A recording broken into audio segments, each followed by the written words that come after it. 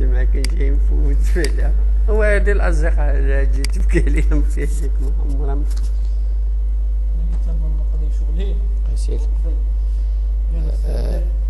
Bonjour, mes chers amis, mes chers élèves, mes chers étudiants. Je vous présente maintenant un chapitre important de l'opération courante, de la comptabilité générale. C'est les effets de commerce, c'est un moyen de paiement. Il joue un rôle important dans la vie de commerçant ou bien de l'entreprise. À la barakatillah, le crédit inter-entreprise étant un principe gratuit, achats et ventes sont le plus souvent réglés 30, 60 voire 90 jours à partir de la date de la facturation ou de la livraison. Ces délais de règlement n'étant pas sans conséquence sur la trésorerie des entreprises, ceux-ci ont pris l'habitude de rédiger des effets de commerce entre le vendeur et l'acheteur. Excuse-moi de l'écriture, entre le vendeur et l'acheteur. Les effets de commerce sont des instruments de paiement de crédit. Ils représentent à la fois pour le client un instrument de crédit avec une échéance à terre, pour le fournisseur un moyen de disposer de fonds en cas de besoin sans attendre le règlement de son client à la date prévue. Les effets de commerce sont transmissibles par endossement. Ils se composent de la lettre de change et du billet à ordre. Qu'est-ce que c'est la lettre de change? La lettre de change est un crédit sur un support papier par lequel une personne, le tireur, donne l'ordre à une autre personne, le tiré, de payer à une certaine échéance une somme déterminée appelée nominale à un bénéficiaire qui est le tireur lui-même ou un tiers. Voilà la représentation en général. La lettre de change est appelée aussi traite. Il constitue un acte de commerce par la forme. Généralement, le tireur présente la lettre de change à l'acceptation au tiré afin que ce dernier s'engage à payer les faits à la date d'échéance. À la réception, le client tiré signe pour acceptation des faits et le renvoie au fournisseur. La lettre de change comporte des mentions obligatoires, nom et adresse du tireur et bénéficiaire, dénomination, la lettre de change, ordre de payer une somme déterminée et montant, nom et adresse du tiré, date et lieu d'émission, indication de la date de paiement, lieu de paiement, domicile du tiré ou domiciliation bancaire, signature du tiré. Ces renseignements sont obligatoires, importants. Au Maroc, les nouvelles dispositions de la lettre de change normalisée sont entrées en vigueur à partir du 17 mars 2008. Cette normalisation induit des changements de pratique aussi bien à l'émission qu'à la remise. La lettre de change normalisée revêt une forme standard arrêtée par la Banque du Maghreb en vue de faciliter son traitement informatique. Il comporte la raison sociale ainsi que le relevé d'identité bancaire. Par conséquent, les carnets de la lettre de change seront délivrés par les banques domiciliaires des comptes bancaires. En France, il existe deux formes de la lettre de change papier. La lettre de change circulante, c'est la forme ancienne de la lettre de change, sont utilisées à abandonner dans les relations inter-entreprises. Les banques refusent leur traitement depuis 1994. La deuxième, la lettre de change relevée, il permet le recouvrement du client sans faire circuler matériellement le titre qui la représente. Les banques ne traitent les opérations que sur les lettres de change relevées. Ils procèdent par échange informatique. Maintenant, le billet à ordre. Le billet à ordre est un crédit sur support papier par lequel une personne appelée souscripteur s'engage à payer une certaine échange, une somme déterminée à une autre personne appelée bénéficiaire. Le billet à ordre comporte des mentions obligatoires suivant nom et adresse du souscripteur, domiciliation, dénomination, billet à ordre, promesse de payer une somme, nom du bénéficiaire, le montant bien la somme, date et lieu d'émission, indication de la date de paiement, lieu de paiement, domicile du souscripteur ou domiciliation bancaire, signature du souscripteur. Contrairement à la lettre de change, le billet à ordre est émis par le client. C'est donc ce dernier qui a le contrôle de règlement. Il est peu utilisé dans les relations inter-entreprises. Ces deux documents de même valeur commerciale et juridique présentent l'avantage de l'engagement écrit du client à l'honneur de sa dette. Maintenant, on va entamer. Première étape, c'est la création des effets de commerce. Le traitement comptable de la lettre de change et du billet à ordre est identique. Tout effet de commerce constitue en même temps chez le fournisseur un effet à recevoir, créance mobilière mise en portefeuille. Chez le client, effet à payer, engagement de payer, mentionné sur un échantillon. Maintenant, effet à recevoir et effet à payer. Faites attention. La comptabilisation chez le fournisseur. Lors de l'entrée des effets en portefeuille, le montant est porté au débit du compte client effet à recevoir par le crédit du compte client. La comptabilisation chez le client, après acceptation de la lettre de change ou émission du billet à ordre, le montant des effets enregistrés au crédit des comptes fournisseurs a fait à payer par la contrepartie du compte fournisseur. Dans le plan comptable général des entreprises, l'effet à recevoir reste une créance inscrite au compte 3425 et l'effet à payer une dette inscrite au compte 4415, et ce même lorsque la transaction porte sur des immobilisations. Exemple. On va traiter un exemple. Cas du tueur est lui-même bénéficiaire. Le 1-2. L'entreprise livre à son client des marchandises et lui remet la facture suivant 40 000, c'est le montant brut, TVA 20%, règlement à crédit 30 jours. C'est une facture simple. Le 5-2. Il tire en règlement de la facture F2 une lettre de change numéro 10 au début de mars. La tête a accepté le jour même par le client. On fait la facture, faisait la facture, c'est une facture simple. Montant brut, c'est 40 000. TVA multiplié, c'est 80. On a chez le client, c'est le tiré. Achat de marchandises, état TVA récupérable, il achète avec un crédit fournisseur, c'est 48 000. Le 5-2, il reçoit, il a payé, il a réglé par un effet. La lettre de change. On écrit au débit fournisseur a payé. Pour le vendeur, il vend de marchandises, état TVA facture client, comme on a vu dans l'ancien vendier. Maintenant, il va recevoir un billet à ordre, il écrit au débit client effet à recevoir, il inscrit au crédit client. Maintenant, deuxième cas, on va le traiter avec exemple, cas du tueur est différent du bénéficiaire. L'entreprise Al-Iman doit à son fournisseur Al-Huda une somme 30 000 à la fin de décembre. Il a une créance même montant de la même échéance sur client Al-Hamd. Le 11-11, il tire une lettre de change numéro 97 du montant de la créance fin décembre ainsi sur client Al-Hamd alors de son fournisseur Al-Huda. Le 12-11, le client Al-Hamd reçoit et accepte domicilier la tête 87 à la banque. Le 30-11, l'entreprise Al-Iman reçoit la traite, acceptée et domiciliée à la voie à son fournisseur Al-Huda. Le 13-11, le fournisseur Al-Huda reçoit la lettre directe sur le client Al-Hamd. Maintenant, chez l'entreprise Al-Iman, débit le 11-11, fournisseur client,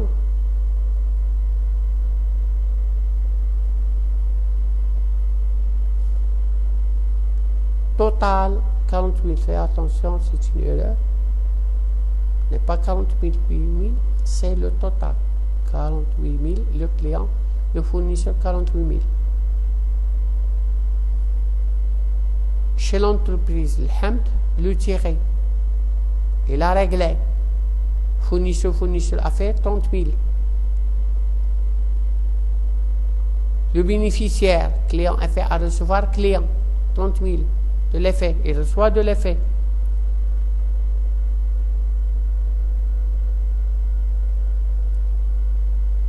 Création du billet à ordre. Le 1-6, l'entreprise livre à son client Al-Hamd des marchandises et lui remet la facture 20 000 TVA 20%, crédit 30 jours. Le client Al-Hamd souscrit le billet à ordre lors du fournisseur en règlement de la facture. Le billet à ordre est reçu le 33 par le fournisseur. Le souscripteur, ça veut dire le client, achat de marchandises, état TVA reclus, fournisseur. Le 2-6, il a réglé. Fournisseur est fait à payer 24 000. Par contre, sur le bénéficiaire, vente de marchandises, état TVA client, client est fait à recevoir, client. La comptabilisation est le même. Soit par le billet à ordre. Le règlement se fait par le billet à ordre ou par la lettre de change. Maintenant, utilisation des effets de commerce. Les effets de commerce toujours physiquement détenus par le fournisseur, toujours il est détenu par le fournisseur, quelques jours après l'acte de vente, peuvent être utilisés de celui de trois façons. Lorsqu'il reçoit un effet de commerce, il a trois manières de traiter. Soit l'encaissement jusqu'à la date d'échéance, soit il va faire l'escompte ou bien l'endossement. On va l'expliquer chaque cas. Premièrement, la remise à l'encaissement jusqu'à la date d'échéance. Les effets de commerce ont trouvé leur justification première dans l'engagement écrit du client à régler une dette à une date fixée. Dans le cas, l'effet reste dans les mains du fournisseur dans un premier temps, puis il le remet à la banque quelques jours avant l'échéance afin d'être encaissé. Le nominal de l'effet déduction fait des frais bancaires compte tenu du TVA alors porté sur le compte fournisseur. L'utile le bénéficiaire encaisse les effets de commerce par l'intermédiaire d'un établissement au postal. Il s'agit de remise à l'encaissement. L'opération se déroule en deux temps. Avant l'échéance, l'utile remet les effets endossés à son établissement bancaire accompagné d'un bordereau remise à l'encaissement. L'entreprise débite effet à l'encaissement. En fin de suivre cette opération par le crédit de compte client effet à recevoir. Ça veut dire, en résumé, il va débiter effet à l'encaissement, il va créditer client effet à recevoir.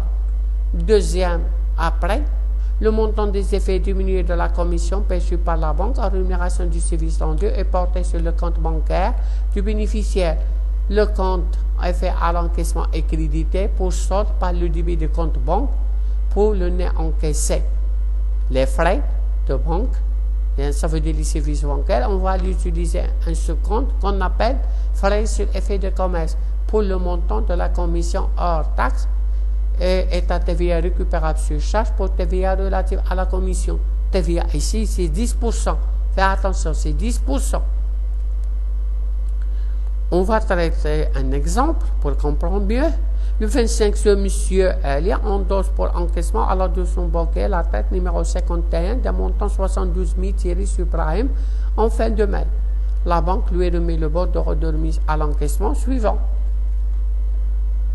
On a la valeur nominale 72, la commission comme on l'a vu, c'est 25 dirhams. TVA 10%, ça veut dire 2,5. 72 000 moins 25 moins 2,5, il nous donne 71 972,5. Chez Elite, effet à l'encaissement client, effet à recevoir, 72. À la date d'échéance, la banque sera débitée de la somme nette. Les frais sur l'effet de commercialisation 25 dirhams et la TVA sur TVA 2,5. Effet à l'encaissement sera crédité de 72 000. 72 000 moins 25 moins 2,5, c'est 71 972,5. Il sera débité, sera enregistré au débit de compte banque. Chez Brahim, fournisseur effet à payer la banque, il va payer 72 000. Cas de l'effet n'est pas domiciliaire. Le 5-5, Khalid son client a dit la traite 60 000. Le 38, Khalid encaisse en espace au-dessus de 1000 le client a dit. Ça veut dire qu'il n'est pas domicilié. Dans ce cas, chez Khalid, le client est fait à recevoir client. À la date d'échéance, il saura recevoir l'argent. Il va débiter la caisse de 66 000. Client est fait à recevoir 6 000. L'autre, fournisseur est fait à payer la caisse. Dans le cas de non domicilié. Première étape, c'est l'effet à l'encaissement. Il y a deux cas. S'il est domicilié, on a deux écritures. S'il n'est pas domicilié, on a une seule écriture. Et attention. Maintenant, la manière, l'escompte des effets de commerce. Si le fournisseur qui a reçu l'effet de son client souhaite obtenir des liquidités avant l'échéance nominale prévue, il va escompter l'effet en question. Il va escompter. L'effet alors remis à la banque, remis à l'escompte par le fournisseur. La banque en devient donc la nouvelle bénéficiaire. S'il se verse immédiatement sur le compte du fournisseur, le net escompté, soit le nominal, déduction des agios d'escompte. C'est quoi les agios? C'est l'intérêt les commissions et TVA. Toujours TVA, 10%. TVA ici sur les intérêts et sur la commission. À l'échéance, la banque prêteuse présente les faits concernés au client et se voit ainsi remboursé du nominal prêté.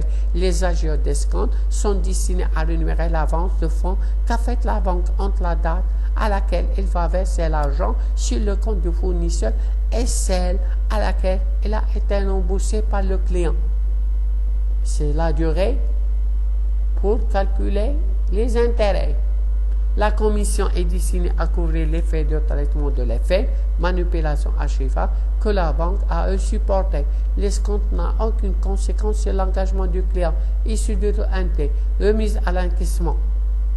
Le tireur remet les effets endossés à son établissement, accompagné d'un bordereau de remise à l'escompte. Cela donne lieu à aucune écriture.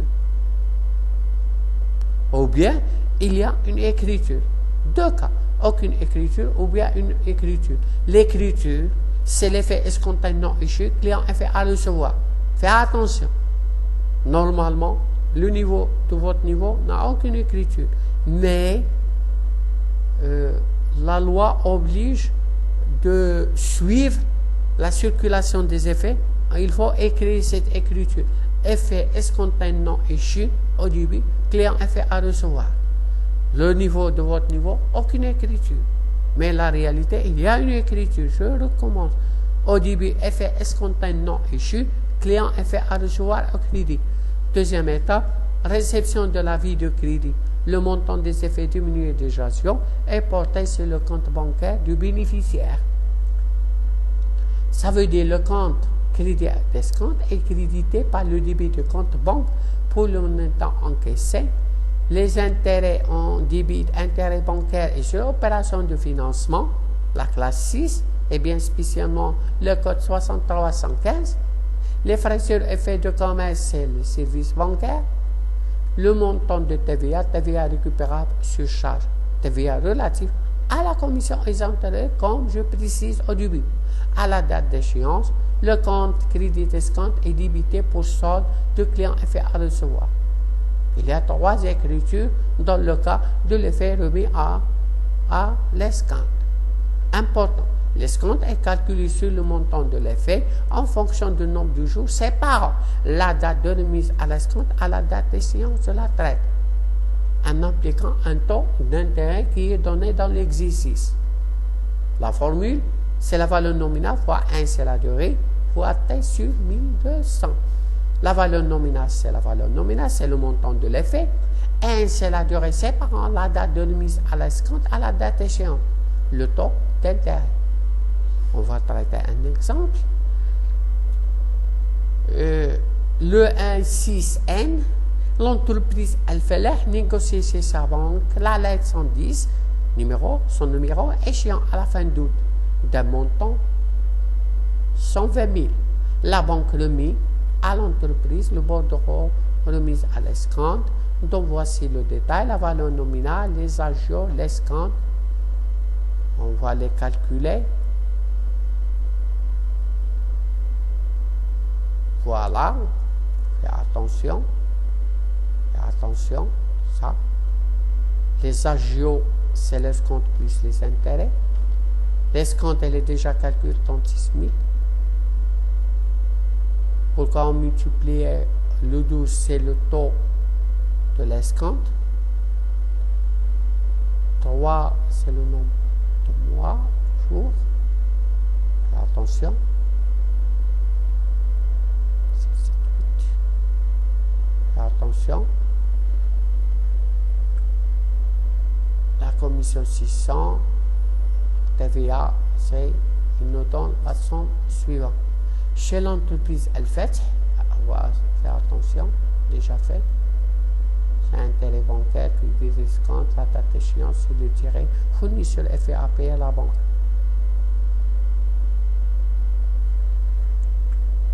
Maintenant, l'endossement. Théoriquement, les effets peuvent également être utilisés comme moyen de paiement à l'égard d'un tiers. Il suffit de signer au dos de l'effet la mention alors de, il suffit quelqu'un, Toutefois, mettant ainsi en relation le fournisseur et client de même entreprise, cette opportunité est rarement utilisée. Les effets à recevoir peuvent être endossés pour régler une dette à l'égard d'un tiers, intitulé endossataire, ce dernier devient propriétaire de l'effet. Cette pratique est toutefois marginale. Chez l'endosseur, le compte 340-25 clients effets à recevoir est crédité en contrepartie du compte du tiers concerné. Pour l'endossataire, l'effet endossé à son note constitue un effet à recevoir. Il débite alors le compte 3,425. Cas où l'échéance de l'effet endossé coïncide à celle de la date de règlement de la dette. En même date. La date d'échéance, c'est la date de la dette. Toujours, fournisseur, client, effet à recevoir, client, effet à recevoir, client. Fais attention. Toujours, cet exemple valable dans n'importe quel exemple. Cet exemple est valable uniquement dans le cas la date de l'effet coïncide avec la date de règlement de la dette. Il n'y a aucun intérêt. Mais s'il y a un décalage, on a les intérêts de la classe 6 reçus, intérêts à payer, intérêts payés, ou bien intérêts reçus. Aucune écriture si le Thierry Mehdi. L'endossement n'entraîne aucune modification chez lui. Fais attention. Deuxième cas.